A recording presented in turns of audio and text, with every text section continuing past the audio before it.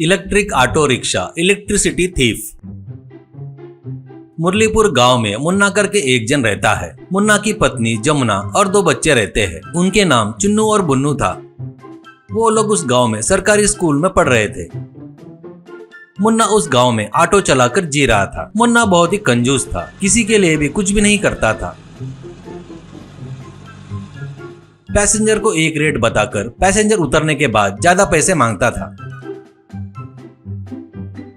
एक पैसेंजर से मुन्ना, ये क्या है जी, 150 रुपए बोलकर 100 रुपए दे रहे हो क्या? कहता है तो पैसेंजर, रेलवे स्टेशन से यहाँ तक 100 रुपए बात किए ना, यहाँ आने के बाद 150 रुपए कैसे बोल रहा है रे? कहता है तो मुन्ना, वो सब मैं नहीं जानता, अपन ने 150 की बात किए थे ना, ईमानदारी से 150 रुपए देते क्या सबको बुलाओ बोलते क्या? करके जोर जोर से चिल्लाते हुए बोलता है। आखिर में पैसेंजर को मुन्ना बोले उतना पैसा देने के अलावा और कोई चारा भी नहीं था।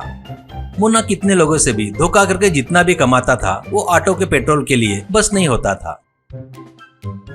एक दिन मुन्ना अकेले ऑटो में बैठकर, मैं कितना भी धोखा करके कितना भी कमाया तो ये खटारा ऑटो के पेट्रोल में ही जा रहा है, ऐसा कैसा करेंगे करके सोचता है।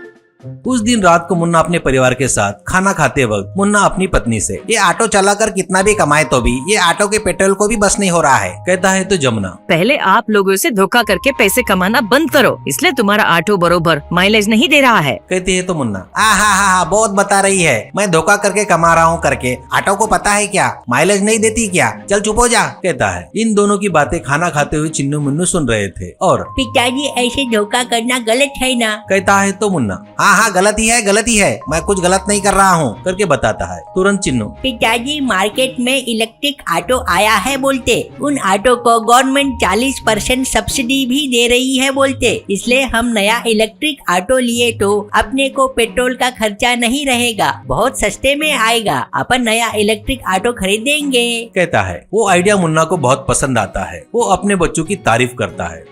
अगले दिन मुन्ना शहर से इलेक्ट्रिक ऑटो के शोरूम में जाकर नया ऑटो खरीदता है। बाद में ऑटो खरीदकर आकर घर पर चार्जिंग लगाता है।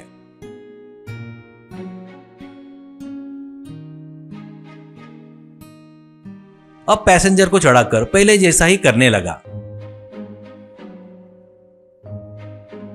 एक पैसेंजर से, ये इलेक्ट्रिक ऑटो है, इसके चार्जिंग के लिए कितना इलेक्ट्रिक बिल आता पता है क्या आपको? करके फिर से पैसेंजर से पैसे ज्यादा वसूल करना शुरू करता है।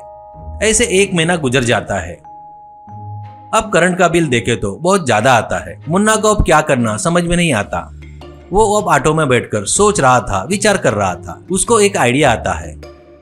उस दिन रात को स्ट्रीट लाइट के खंबे के पास जाकर कोई देखने ना पाए वैसा वो खंबे पर चढ़कर वायर लटकाता है। उसके बाद नीचे आकर अपने ऑटो को प्लग को कनेक्ट करता है। ऑटो चार्जिंग हो जाता है। बाद में वो निकालकर कुछ भी नहीं किया वैसे चला जाता है। अब ऐसे हर दिन कर रहा था मुन्ना।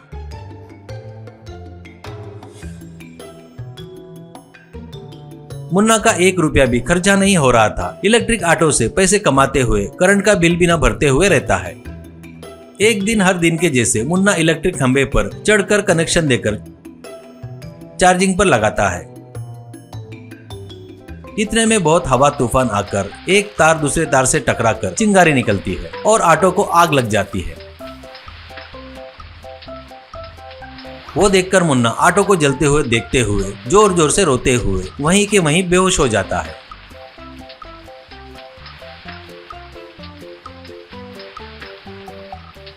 बाद में मुन्ना घर जाकर पत्नी को और बच्चों को जो हुआ बताता है। वो लोग ऐसे चोरी वाले काम करने की वजह से ही ऐसा हुआ करके मुन्ना को समझाते हैं।